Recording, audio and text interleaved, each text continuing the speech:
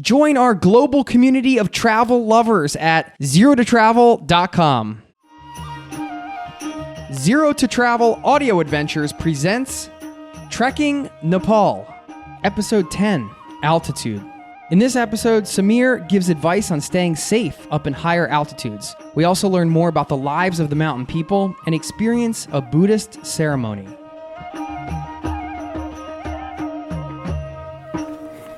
Is this day 7 of walking? Yeah. Yeah. And we're standing in Low. And we just left our lodge. Yes. What's the rundown today, Samir? Today is such a beautiful day. Yeah. So we'll have a very nice views, and then it's easy day. So I hope we will enjoy lots with the mountain views and then nice valley. We're going to Samagaon, which is the biggest village in this region. So there's many people there living. I mean, local people, and then they are building many lodges there. It's very nice. Yeah? Yeah. So yep, we don't have to worry about the room. Oh, good. Okay. So being last isn't a problem. Yeah. Because we're always last, right? Yes. It's gonna take approximately 4 hours. Mm-hmm. So I think we will stop for lunch in Shala, enjoying with views, and then we'll see how's it's depend on weather. We could even stop for tea too. Yeah. We brought a lot of snacks today, so if we stop and take some pictures, we have a lot of snacks Okay. to eat on. Is it the same Tibetan Buddhist type of people? Yes, it's there? Same. Yeah, they're Buddhist. It's kind of Sherpa. It's called Bote. Before tourism business here, local people are there, grow potatoes especially, and then barley. So potatoes is the big thing up here. Big thing, yeah. So we should get something with potato in it.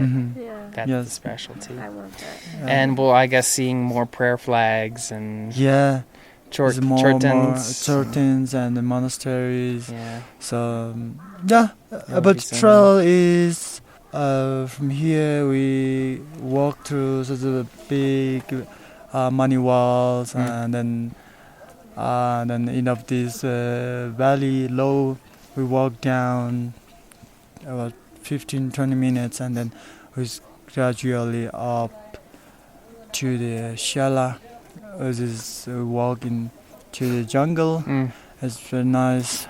And then when we get to Shala, the trail goes easy and wide. Nice walk. Yeah. Yeah. And then we're gonna cross the one suspension bridge, which is last for today.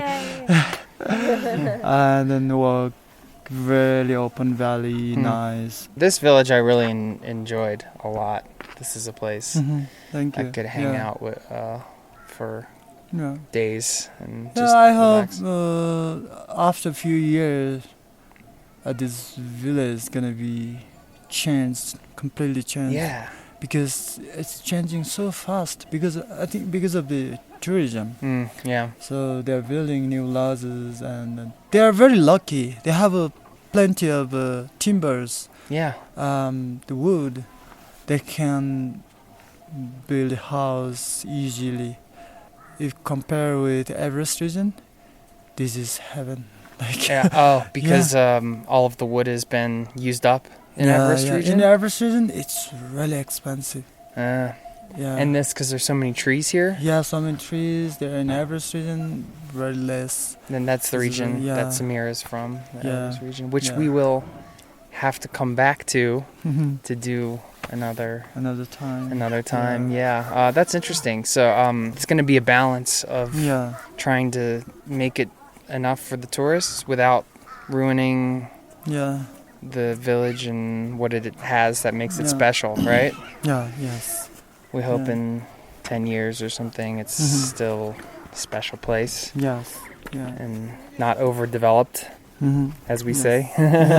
So has a couple very cute kids walk by us. Oh, yeah.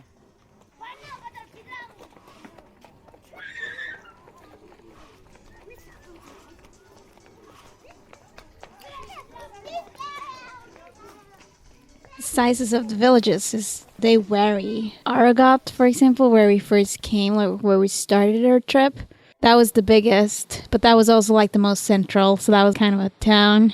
Some places were more village-like with animals and families and kids playing outside, and you saw all the generations, but it varied a lot in sizes. And I guess you saw older people and you saw mostly women with kids. And then one place we ate at that woman with the kids, where the kids helped making food, where they had a picture of the husband probably on the wall. Either he was not alive anymore or he was away working. And as Samir told us, a lot of men went to, for example, Malaysia to work or other countries. And also for the football championship, Qatar. It was also what we read in the Nepalese news, that it's pretty bad the way that people are sent away, young people, the young generation that is supposed to kind of take the responsibility for Nepal are sent away because of money and but also really, really bad working conditions. So many of them never come home because they work for companies that don't take responsibility for them. And that's we read a problem. About essentially some scams where they would have to pay a lot of money to somebody for permission to go work somewhere, and then they would be gone. A lot of them came back and not alive. I think a lot of people do work in the city, or at least there's a member of the family that goes to Kathmandu to work because there's more opportunity, and then they send money back for the village. And the size of the families, it's hard to say. When you get to a village, a lot of times the village is small, so everybody knows everybody there. So the kids are just running around, kind of playing. They are just in the village. And in that way, it's really hard to say how big the families are, because when we're there during the day, people are kind of scattered about. You might have a woman doing the wash at the river. Then you'll have a pack of kids running around playing. Then you'll have some of the men and the women working in the fields during the day harvesting. And we saw a woman, like a grandmother age, maybe in her 70s or maybe even 80s, carrying on her back a pile of sticks that she had gathered that was so big. It was massive. It was probably about at least the size of her. Oh, yeah. That she had on her back. At least. That she was carrying for fence building or firewood. Some places, generations are living in the same house. The older you get, normally you're more inside doing like fixing clothes or washing or cooking. We saw, like, especially in the beginning of our trek, it was a lot of TVs actually, even though like they have limited with electricity, but it was TVs. A lot of the places where where you didn't believe it could be a TV, kind of. I think what they live up is agriculture. Like they own like some animals, buffaloes, chickens, yaks, and they have their fields where they grow different vegetables and fruits, and they have enough for themselves, or they sell to, for example, hikers. I remember we bought really delicious fruit and nuts on our way. So that's something. And then obviously, because these are villages along the trekking route, so they also, more and more people are building tea houses and offer accommodations. So that's something they also live off, some of them, during the trekking season. Trekking is just walking into these mountain villages where people are just living their lives, is what it is. So yeah, there are some designated routes because there's more infrastructure, but you could go quote unquote trekking by just, you could befriend a Nepalese local and go to visit them in their village, and you might have to walk a week to get there. And maybe there are places in Nepal where people do this, of course, because people are living in the mountains all over. It's the most mountainous country in the world, and so many people are living in the mountains. So just walking in to the mountains, to these villages, is such an experience. And on these trails, Manaslu and Annapurna and some of the ones we mentioned, there just happens to be infrastructure for this. And so you're basically just where people are living their lives, but now it's brought tourism to particular areas. And as Anne Dorthe just mentioned, that's a part of their economy, their local economy up there, which is, I think, why it's so important to go visit Nepal. If you want to support a country, go there and spend some money and be there, and you're contributing to the economy in a way that you can't do any other way, because you're contributing right to people on the ground, like the person that's selling the nuts or the fruit.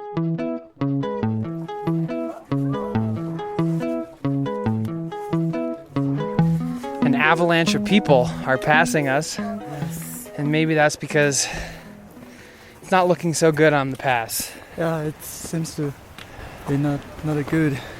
So the big group also coming back. They decided to walk down, even long way down. So yeah. And that's the most safety. Yeah. Yeah. And you said if big camping groups are coming down, that's not a good sign. Not a good sign. No. Yeah.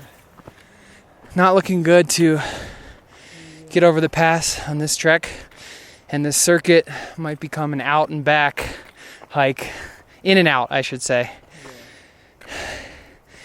Well, since we're not going to make it up to super high altitude, although we're at over 3,000 meters now, do you have some tips for high altitude hiking for those that actually get lucky weather and do make it up? We have to be really be careful, because in the mountain it's happened very fast, as the altitude sickness is not like other diseases. So there's many symptoms, like headache. It's common, as everyone will have a headache, even sometime for me. Yeah. And is tired and vomiting, dizziness, don't want to eat, and then these are the main symptoms of altitude. And then cannot sleep, sleeping disturbed. Yeah, these are the main altitude symptoms. So if we have all kind of those symptoms, then the best way is descend, not any go down. Yeah. How do you know when to go down? We have to know those kind of symptoms. Yeah. Because is it like if you're having these symptoms for more than an hour, for example, or is it right away? Yeah, it's more than. If you're feeling that all day, I mean, if you have a headache plus dizziness and vomiting, that's all together, and then we have to walk down as soon as possible. Yeah. Because doesn't care of that symptoms, then gonna be worse. Yeah. Worse. And then that's gonna make it harder to walk down. Yeah. Because you have to walk down while you feel like total crap. Yeah. And we have to walk down as soon as possible, more than 400 meters. More than 400 meters. Yeah, and then it get down those symptoms. How fast does it go down? For someone, it's go away very fast. Really? Yeah. For someone, It's slowly get down, slowly. Yeah. And the best ways to avoid it in the first place, do you have some recommendations for what to do, and also how to hike if there's a different way to walk? We advise you that drink lots of water. Yeah. Minimum 4 liters a day. Minimum 4 liters which a day. is the doctor advice for us. That's from morning till bed. Yeah, morning to bed. Not just water. Yeah. Sometimes you have tea, and then soup or lentil is kind of liquid.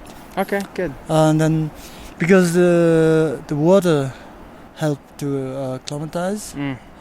And then another trick is walk slowly, enjoying.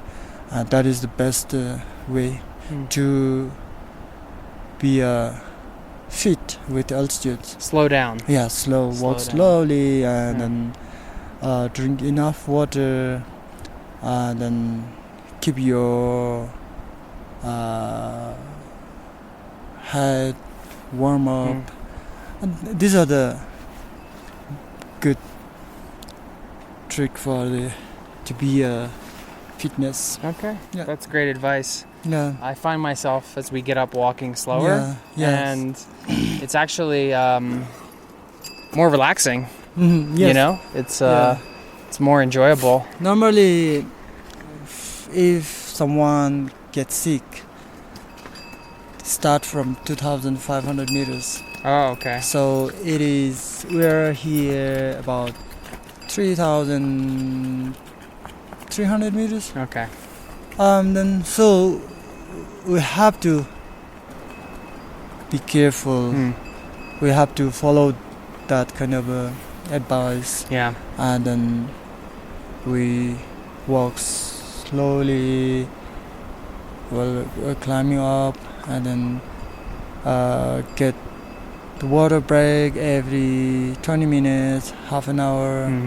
We'll drink water, and then I always think this is where those when you have the hose with the water in your backpack, I think that's good because it's right in your mouth. You don't have to stop to get your bottle. You can just and that's a good thing. Yeah, if you stop, then it's your body get adjust with climate. Yeah. And then that's also good for the altitude. Okay. So so you have to stop and sleep at certain places. Yeah. So we're gonna be making our decision on the pass here today, right? Because you can see the pass from here. So this will be interesting. And like I said, we're seeing a lot of people coming down, and it's not because of altitude sickness. It's because of all the snow. Lots of snow and 3 rescue helicopters you've heard this today? Morning, I saw 2 and then 2 rescue helicopters.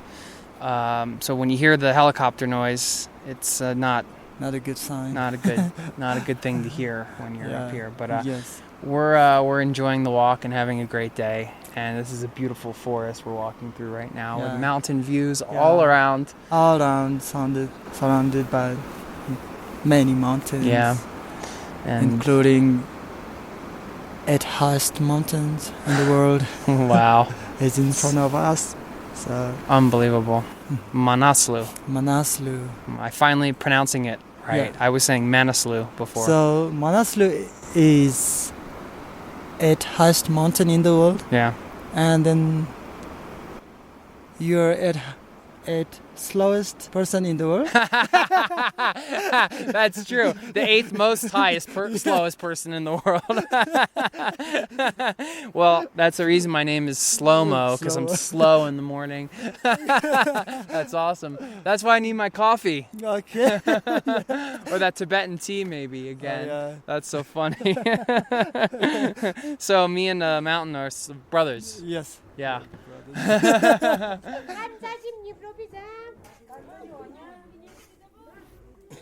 It was a group of younger, I think they were British, in law that had to because I think it was 3 couples or something. They were in their 20s, and then 1 or 2 of them got pretty sick.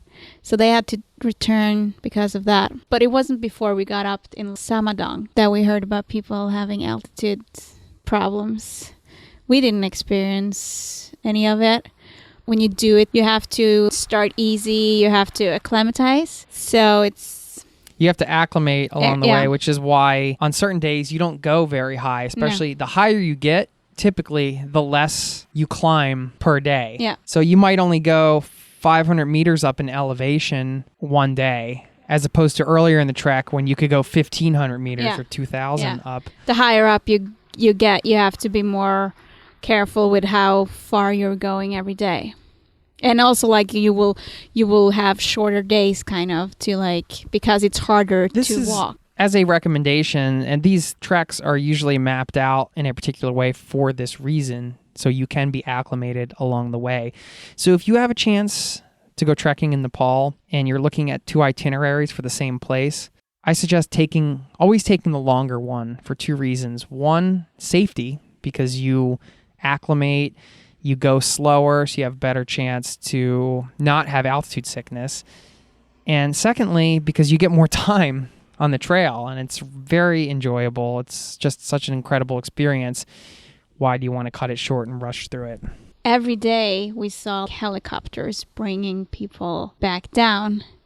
And obviously it can be different reasons. People can break a leg, or we know that happened, but it's also people that get sick because of altitude. So you don't want to end your trip in a helicopter back down. And we did hear a couple helicopters. Every day we saw or heard helicopters. Some days several, which is never a good sign because the helicopters don't go up there for supplies. They come up there because of tourists that are in trouble.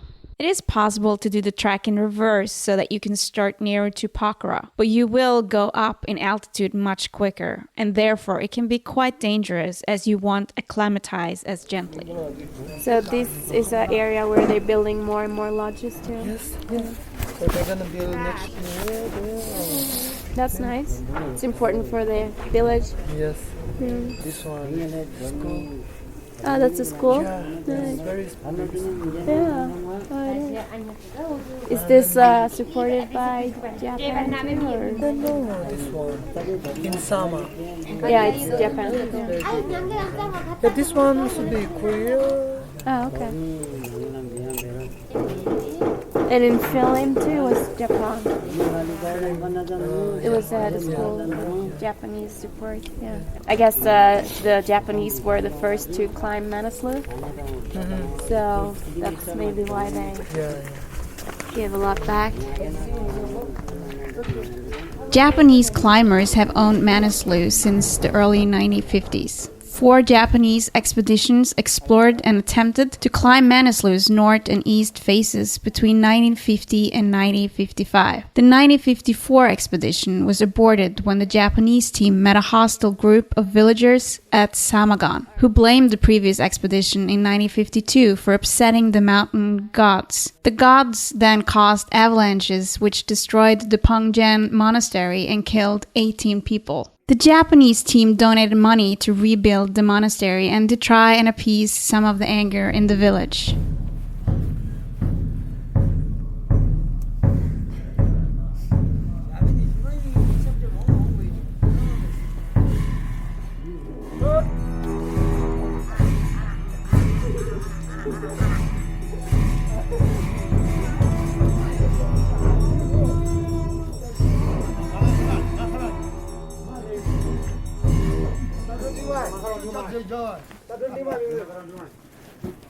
That was the sounds of the Goompa, the monks chanting and blowing their conch shells in the Goompa outside of Samarang.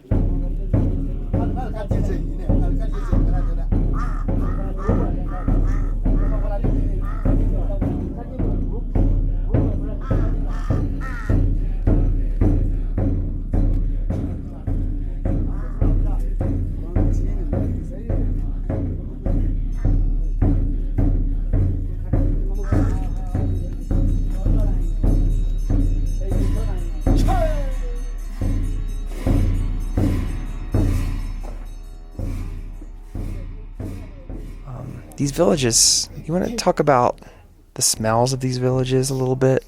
My nose is so stuffed, so not really. Okay. Yeah, I can smell it. It smells like a lot of earthen. fire. Yeah. It's very earthy, and it's, things like, you combine fire, smoke, and cow dung, and yak dung, and wood, and people working, and it's sort of this homey cooking food, this homey earthy smell that combines with the crisp mountain air. It just feels right. It feels like people are just living off the land, and it's just, I don't know, it's nice. Yeah.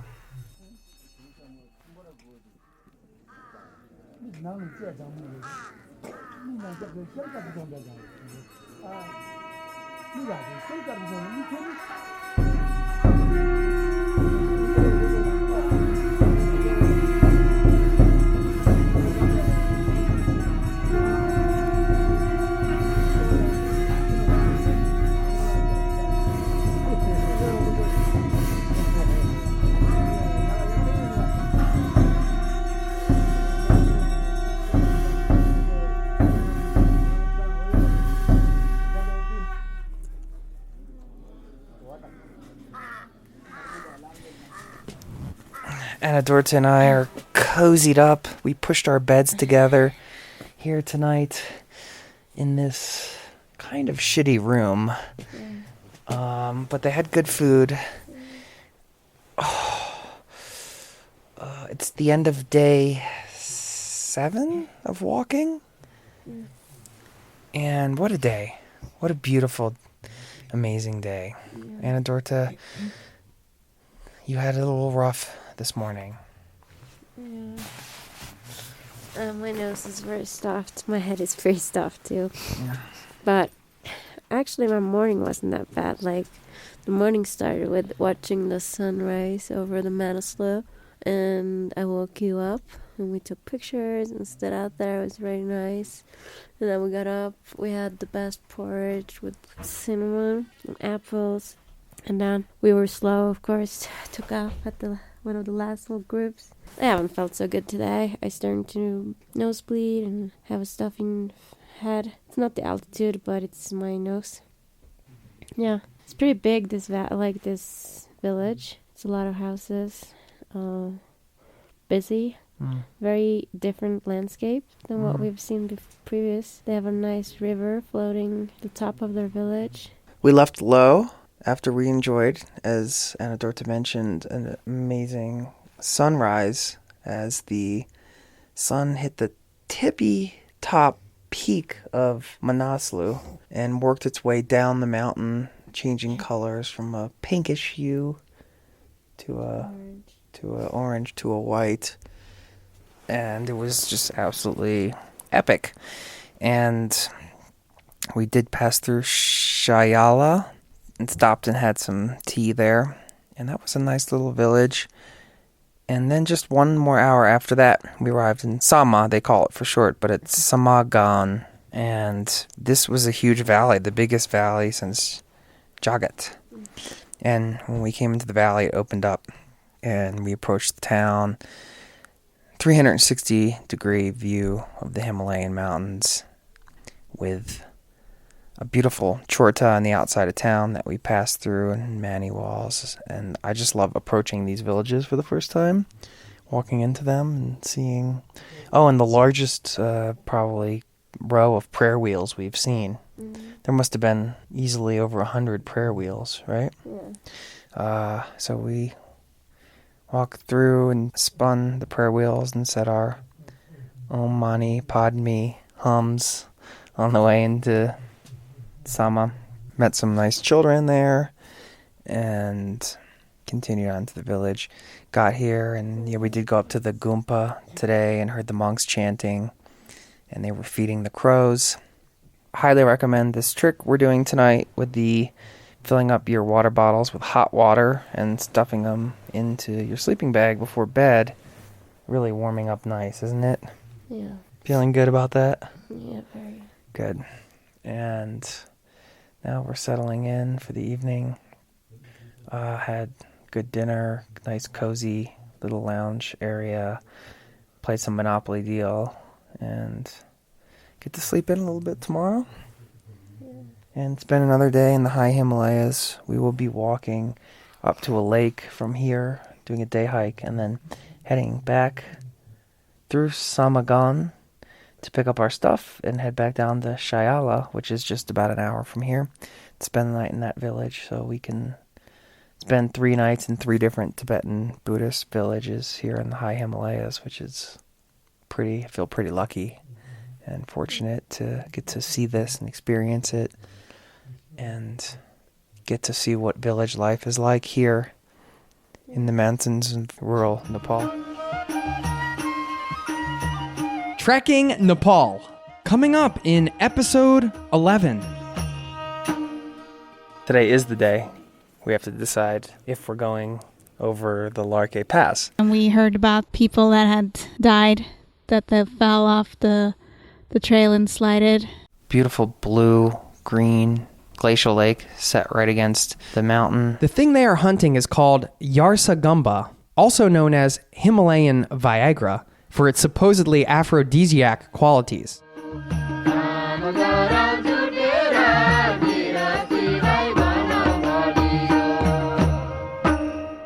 This audio adventure series has been brought to you by ZeroToTravel.com. Ideas and advice to help make any of your travel dreams a reality. Join our global community of travel lovers at ZeroToTravel.com. Hey, it's Jason here, and if you love trekking, I invite you to stop by ZeroToTravel.com/trekking to join our global community of hikers and discover the ultimate resource on trekking worldwide. You'll also learn about our upcoming authentic small group walking adventures. That's ZeroToTravel.com/trekking.